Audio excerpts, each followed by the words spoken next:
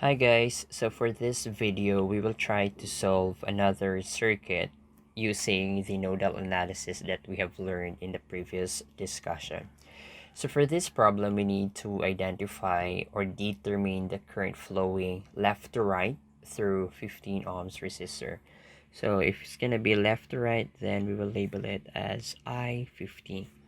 So we need to apply the nodal analysis that we have discussed in the previous session. So what are the steps in using nodal analysis in solving any parameters of the circuit? So first, if we are going to recall what we have discussed in the previous discussion, we have learned that the very first thing that you should do is to identify the nodes. Okay, so the second step would then be to label the nodes, or you can do that by redrawing the circuit. But then again, redrawing the circuit is very optional. So the third step would then be to label the node voltages. Then after that, after labeling the node voltages, then write your equations using KCL, or the Kirchhoff's current law. Then 5 would then be solved for the unknowns. Okay, so basically these are the necessary steps that you should do whenever you need to find the, say for example, the voltage across the 15 ohm resistor in this particular problem. Okay, so now I think after discussing the steps, we are now ready to solve the exact circuit. Okay, so first is, in this problem, the nodal voltages are already been labeled. So we have V1 and then V2.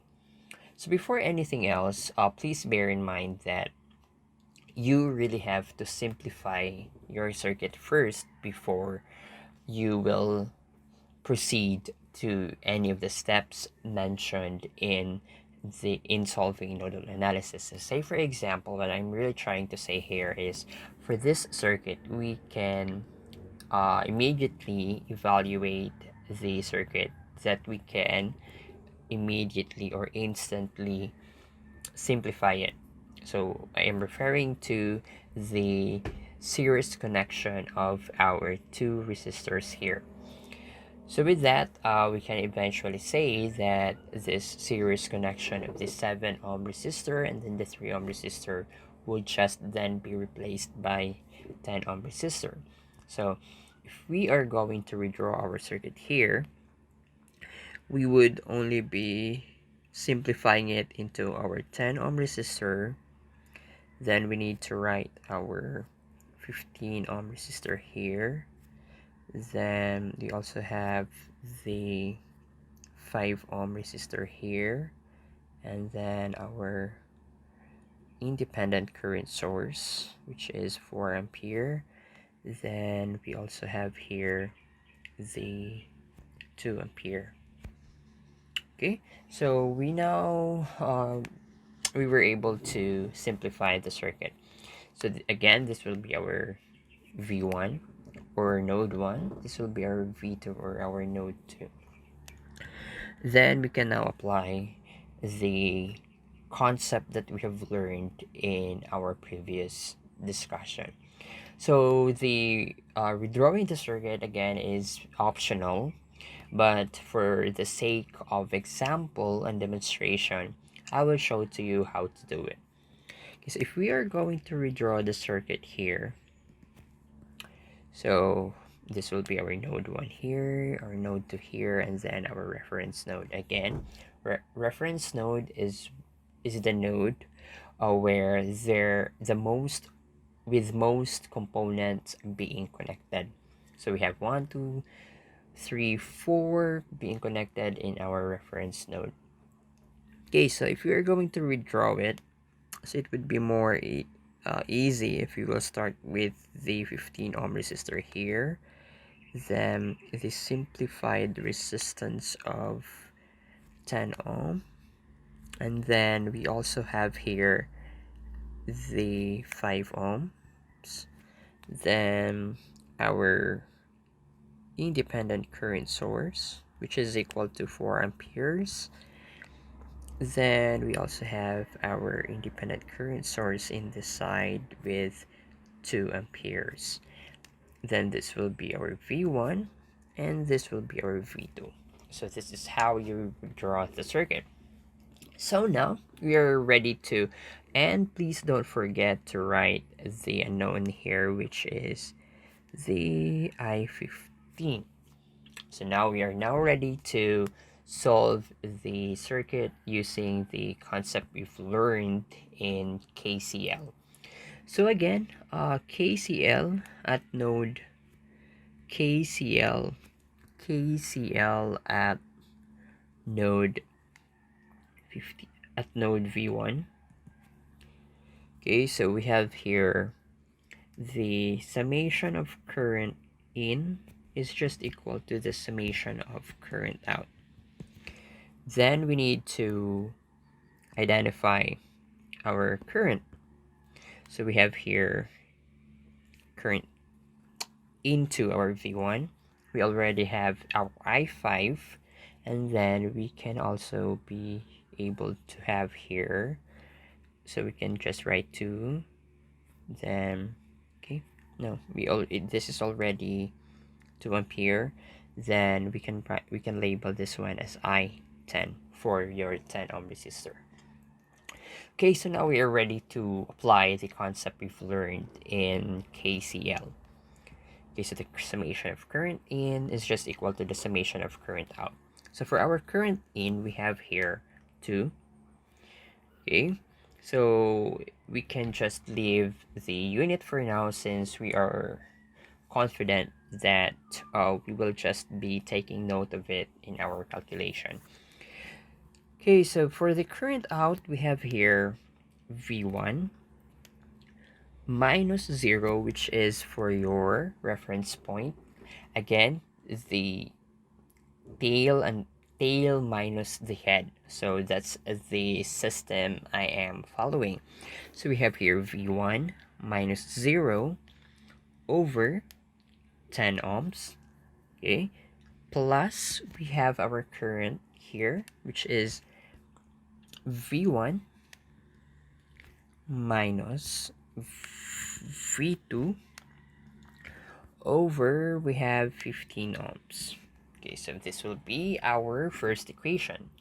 Before proceeding to the next step, it would be good if we will just be simplifying it directly. So for easy manipulation, we will just be putting all the variables on the left side and then the constant on the right side. So we have here V1 over 10 plus V1 over 15 minus V2 over 15 is equal to 2. Then the next step would then be to combine like terms in our equation. So we have here V1 over 10 plus V1 over 15 is just equal to 1 over 6 V1. Feel free to use your calculator. Then V2 over 15 is equal to 2. So this will be our first equation. So again, we have learned that in order for us to solve two unknowns, we need a minimum of 2 equations. So since we have already established our first equation, then we need to establish our second equation. So how are we going to do that?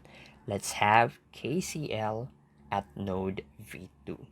So we have KCL at node V2. Okay, again, summation of current in is equal to the summation of current out. Okay, so now we are ready to label our circuit further. Okay, so we have our current here, which is the 4 amperes. So basically it's going into V2. Then we would also be able to have another current here, which is I5 for this path here. So again, current in is equal to current out. So current in here, we have, for V2, we have I5. So again, the tail minus head, we have V1 minus V2 over 15, plus we also have here our 4 amperes, then the current out, which is the I5, which is equal to V2 minus 0 over 5. Okay, again, we need to use algebra to simplify this equation further, and we need to put all the variables on the left side and then all the constant on the right side so that we would be able to solve it easier.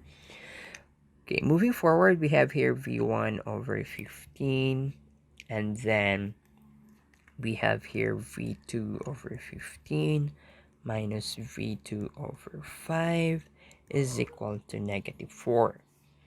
Okay, so if we are going to combine like terms, we have here negative 15 minus 1 over 5 V2. Okay, so we have here, using your calculators, we will be able to have V1 over 15 for V2 over 15, and then is equal to negative 4. So this will be our equation 2.